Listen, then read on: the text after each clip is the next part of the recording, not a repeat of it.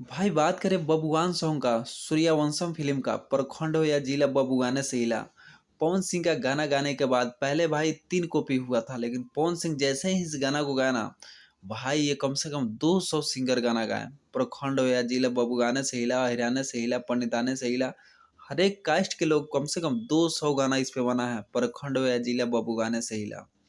अभी बात करें तो पवन सिंह का गाना 8 मिलियन व्यू क्रॉस कर गया, फिल्म का गाना होकर 8 मिलियन व्यू क्रॉस कर गया। वही बात करें तो पवन सिंह और शिल्पी राज इसमें अपना वादी है और फिट की है चांदनी सिंह। भाई जबरदस्त गाना है, हर बच्चे से लेके बूढ़े के मुंह पे ये गाना है, प्रखंड हो या जिला बबू गाने से हिला। भाई पावर स्टार पवन सिंह का बात ही कुछ अलग है। जब से ये गाना गाए हैं, छोटे बड़े के सबके मुंह पे ये बात है, प्रखंड हो या जिला। अब अपना जात लगा ले रहे हैं कि मुझसे हिला, मुझसे हिला, मुझसे हिला, सब अपना अपना कह रहे हैं कि मुझसे हिला। भाई रियली बात यही है कि प्रखंड हो या जिला बबुआने से हिला, 110%, इसमें कोई नो डाउट। अब पवन सिंह का मूवी का गाना है सूर्यवंशम। सूर्यवंशम मूवी भी बहुत जबरदस्त है, हाउसफुल चल रहा है भाई, हाउसफुल।